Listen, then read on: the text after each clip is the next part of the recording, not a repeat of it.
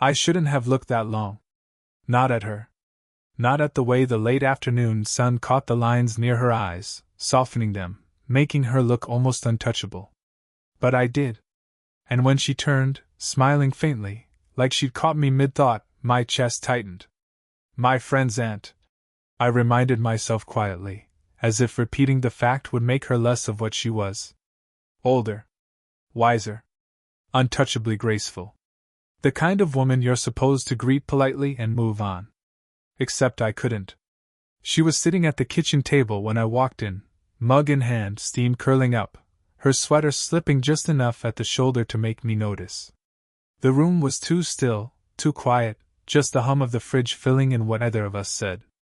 "You're early," she said without looking up, fingers circling the rim of the mug. "Couldn't stay away," I answered, then instantly regretted how it sounded. Too sharp, too eager. Her head tilted, amused but cautious. "Careful with words like that."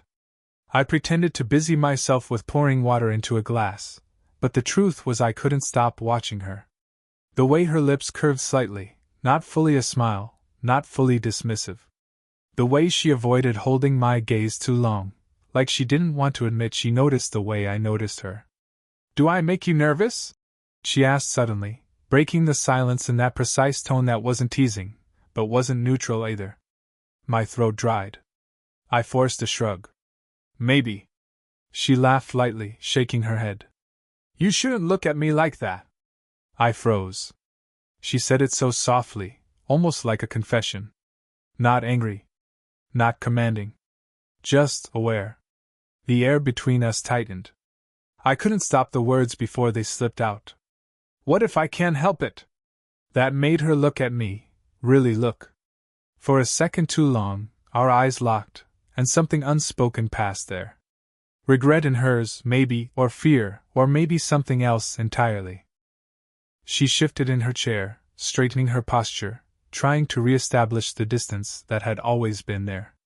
Mature. Responsible.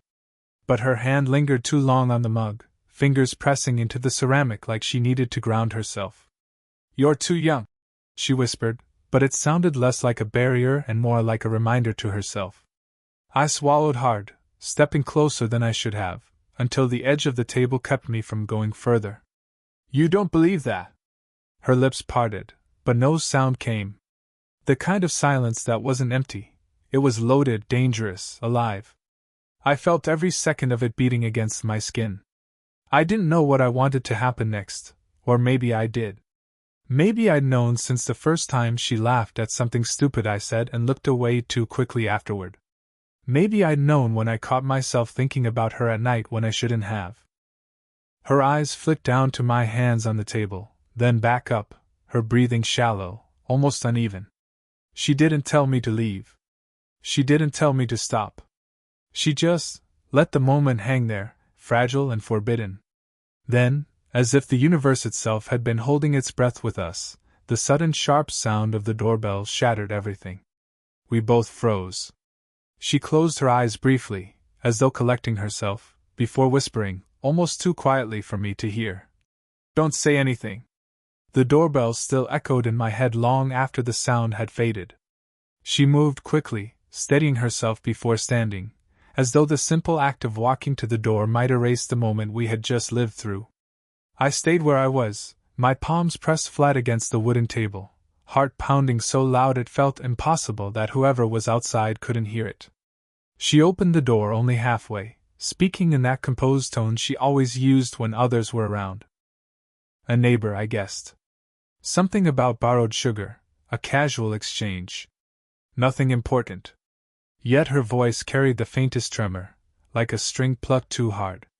When she shut the door, she leaned against it for a second longer than she needed to. Then she turned, and her eyes caught mine again, as if we were back where we left off, standing on the edge of something neither of us wanted to name. "I shouldn't." She started, then shook her head and went back to the kitchen. I followed, unable to stop myself. She sat down, fingers brushing the edge of her mug again. A nervous habit, I realized. "You remind me of someone," she said finally. "Who?" Her lips curved in something that wasn't quite a smile. Someone I shouldn't talk about. That only made me lean in. An old boyfriend? A mistake, she said simply, her voice clipped. Then she softened, glancing toward the window.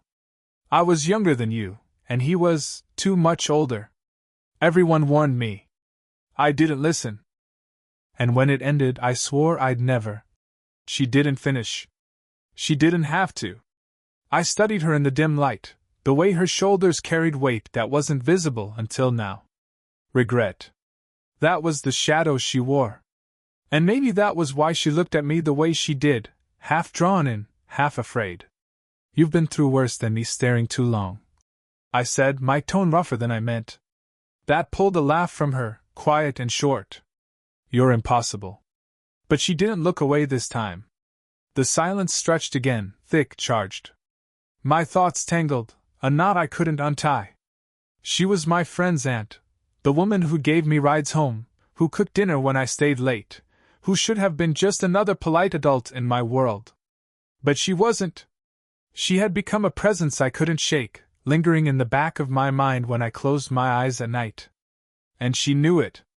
You can't keep looking at me like that, she said again, more firmly now. But the way her hand trembled when she reached for the mug betrayed her. I didn't answer. I stepped closer instead. For a second she didn't move, didn't stop me. Her breath hitched. Then, slowly, almost reluctantly, she lifted her hand and set it flat against mine on the table. Just one touch. Barely there. But it was enough to send a shock through me, raw and undeniable. Her eyes stayed on our joined hands, not my face. This is dangerous, she whispered. But she didn't let go. Her hand on mine still burned like a mark. I couldn't move. Neither could she. Then the sound of footsteps creaked from upstairs, slow, heavy, reminding both of us that the house wasn't empty. She pulled back instantly, her chair scraping against the floor. You should go, she said, too fast, too sharp. Is someone here? I asked, my voice low. My sister, she replied, and that single word landed heavy. My friend's mother. The one who had trusted me enough to let me in and out of this house like it was my own. Guilt crashed over me, but it didn't drown the want.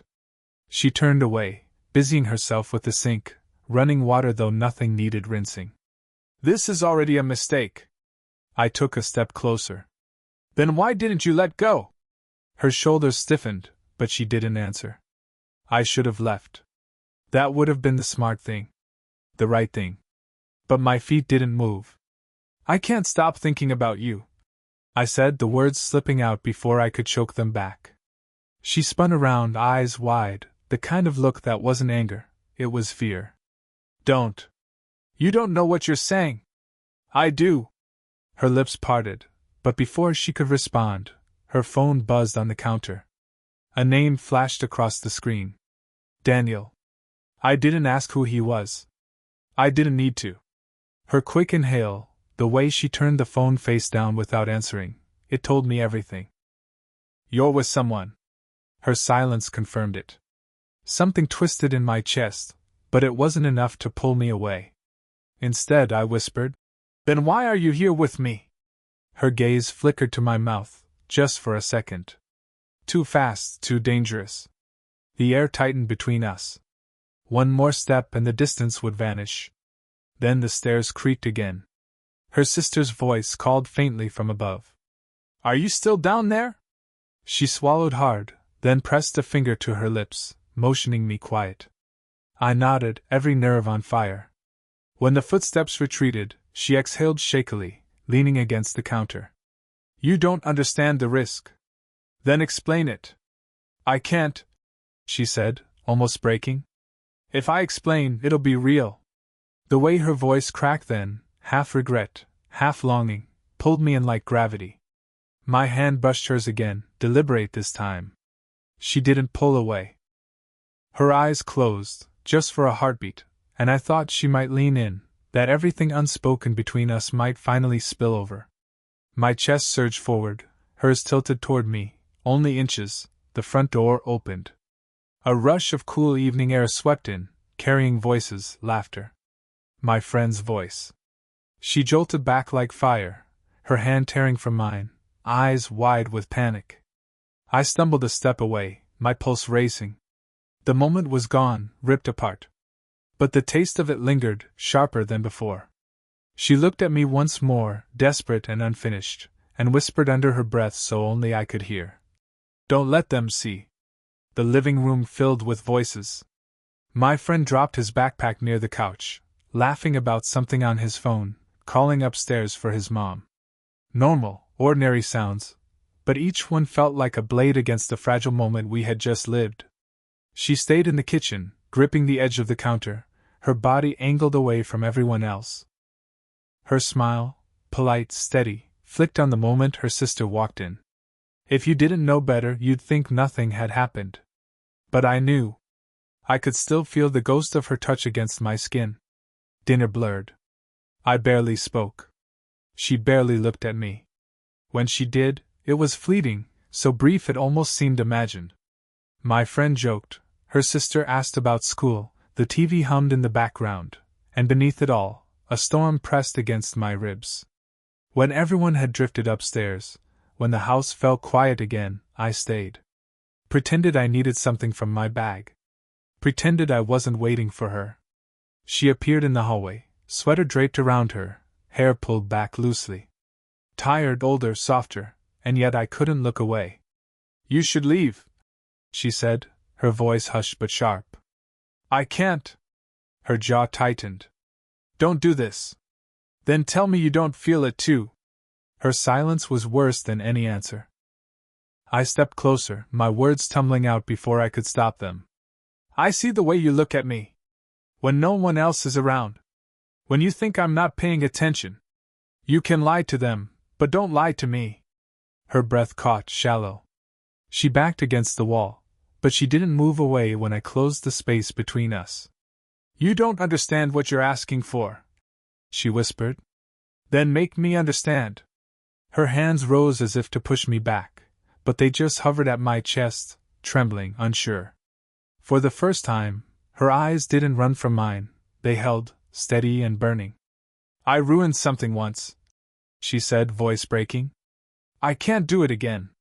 Not with you." "Then why do you keep letting me close?" I demanded, too raw, too desperate. Her lips parted, her voice a rasp. "Because I can't stop." That admission cracked something open. My heart surged. My hand found hers, gripping tight like I'd drown without it. She didn't resist. "Say it," I whispered. "Just once. Tell me you want this." Her chest rose and fell, uneven, her body trembling against mine. "If I say it." She shut her eyes. "I won't be able to stop." The silence swelled, unbearable, every second a razor. My forehead nearly brushed hers, the air between us thin, electric. And then, footsteps again. Quick. Coming down the stairs. Her eyes shot open. Panic lit them, but so did something else. We froze, inches apart, on the verge of something that couldn't be undone. The last sound before everything shattered. "Hey, are you two still awake down there?" The footsteps came faster, closer, until the dim light of the hallway revealed my friend at the bottom of the stairs. He rubbed his eyes, yawning, completely unaware of the storm frozen only inches away from him. "Couldn't sleep," he muttered, then squinted at us. "What are you two doing down here?" I stepped back quickly, too quickly, my pulse hammering. She recovered smoother, her voice steady. "He was just grabbing his bag." My friend shrugged, uninterested. "All right. Don't stay up too late. We've got practice in the morning." He headed for the kitchen, opened the fridge, pulled out a bottle of water, and then stopped. His eyes landed on the counter, on her phone, screen glowing faintly with a new notification. He frowned. "Daniel again?" The name landed like a strike of lightning. He said it casually, but I froze. She froze. "You know him?" I asked before I could stop myself. My friend turned, confused. "Of course I know him. He's basically family." She shot me a look, sharp, warning, begging me not to say anything else. But it was too late. "He's her fiancé," my friend said simply, grabbing his water and heading back upstairs. Didn't she tell you? The silence that followed was unbearable. Fiancé. The word cut through me, clean and deep. When the footsteps faded again, I turned to her. She wouldn't meet my eyes. She gripped the edge of the counter like it was the only thing keeping her standing. You didn't tell me, I whispered. Her voice cracked. It wasn't supposed to matter. Not supposed to matter? My chest felt hollow. Then why let me get this close? Why, because I'm weak, she snapped, the words spilling out raw. Because I wanted something I had no right to want. Because every time you looked at me, I felt alive again, and I haven't felt that in years. Her confession left the air vibrating, thick with heartbreak and truth. She buried her face in her hands, shaking her head. I told myself it was harmless. That you'd forget me. That I'd forget you. But I can't. And now you know the worst of it. I wanted to be angry, but I couldn't. The sight of her breaking in front of me, the honesty in her voice, it burned away the fury, leaving only something heavier. You don't love him, I said, not as a question but as fact. Her hands dropped slowly. Her eyes glistened in the low light, fragile and furious all at once. Don't say that. Then look at me and tell me you do. She tried. I could see it in the way her lips parted, the way she struggled to summon the words. But they never came. Her silence was the answer. And in that silence, everything changed. Because now I knew she belonged to someone else, but she belonged to me too. The word fiancé still echoed in my head, sharp as glass. But standing there, with her eyes wet and her body trembling against the counter, it didn't feel like she belonged to him at all. It felt like she was already mine, and terrified of it. You can't keep pretending, I said, my voice breaking. Not with me. Not with him. You're tearing yourself apart. Her breath hitched, and she turned her face away, but I stepped closer. My hand brushed her arm, not bold, not demanding, just enough to remind her I was there, real, not some passing infatuation. You think I don't see you? I whispered. The way you look down when you laugh. The way you hold your mug like it's hiding something. The way you let yourself come alive only when no one else is watching. I see all of it. And I don't want to look away. Her lips trembled, parting like she wanted to argue, but no words came. You love him? I asked again, softer this time, pleading. She finally met my eyes. And there it was, the truth, raw and unguarded. I don't know anymore. That answer broke something in both of us. Before I could think, before I could stop, I closed the last inch between us. My hand slid to her jaw, trembling, terrified, but desperate. She didn't move. She didn't push me away. Instead, she leaned forward, the faintest tilt, but enough. Our lips hovered, breath mingling, the world narrowed down to this unbearable closeness. And then she kissed me. It wasn't sweet. It wasn't careful. It was fierce, bruising, messy, like years of silence collapsing all at once. Her fingers clutched my shirt, pulling me closer, as if she hated herself for wanting me but couldn't stop. I kissed her back with everything I had, all the nights I couldn't sleep, all the times I told myself I'd forget her, all the longing I'd buried under silence. When we finally broke apart, gasping, her forehead rested against mine. Her tears were there, hot against my skin. This can't last, she whispered, her voice shredded. Then let it last tonight, I answered. Her laugh came broken, a sound caught between relief and despair. You don't know what you're asking for. Neither do you, I said, softer now. But we're here anyway. For a moment neither of us moved. The kitchen light hummed above, the house silent, the world impossibly still, like the universe itself was holding its breath, waiting for what we'd choose. Her hand slid into mine, hesitant but deliberate. And that was the choice. Not words. Not promises. Just her fingers tangled with mine, fragile but unshakable. Whatever came next, guilt, discovery, consequences, we both knew we'd already crossed the line. And we didn't let go. The hours that followed blurred, stitched together with whispers and silences too fragile to name. We didn't speak of Daniel. We didn't speak of her sister upstairs, or of my friend sleeping just a few rooms away. The world shrank to the quiet press of her hand in mine, to the warmth of her shoulder brushing against me when she finally sat beside me on the couch. It felt reckless. It was reckless. But it was also real. At some point, she leaned her head against me. Just that small weight, just her breath against my arm, made everything inside me settle. I wanted to stay there forever, but I knew forever wasn't promised. "Do you regret it?" I asked softly. She didn't answer at first.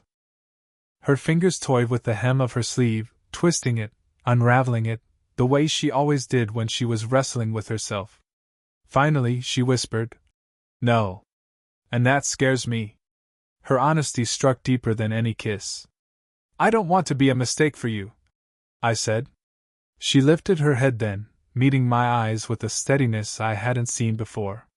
"You aren't. But the world will see it differently." The truth of that sat between us. The age gap, the family ties, the fiancé waiting for her call. We were standing on ground that could split open at any moment. And yet, she smiled. Not the careful, polite smile she wore for others, but the kind that lit her face, softening the weight she carried. "You've made me feel alive again," she said. "And maybe that's worth something, even if it doesn't last." I wanted to tell her it would last. That I'd fight for her. That I wasn't afraid. But instead, I just squeezed her hand tighter, because promises felt fragile in a world like ours. When the first hint of dawn touched the curtains, I knew it was time to go. My friend would wake soon. Questions would come. Lies would be needed. She walked me to the door, her sweater pulled close, her eyes heavy with things unsaid. At the threshold, we hesitated. She lifted a hand, brushing her fingers against my cheek, light, trembling, like she wasn't sure she had the right. "Take care of yourself," she whispered. I caught her hand, pressed it against my face, memorizing the feel of her skin. "You too." And then I stepped into the cool morning air, leaving her standing in the doorway, her figure framed by the first light of day. I didn't know what would come next. Maybe she'd call him. Maybe she wouldn't. Maybe I'd see her again tomorrow, or maybe never. But what I did know was this: we had crossed a line we couldn't uncross, and no matter where the road led, either of us would ever be the same. The door closed gently behind me, but the sound of it carried, final, echoing, and full of everything we hadn't said.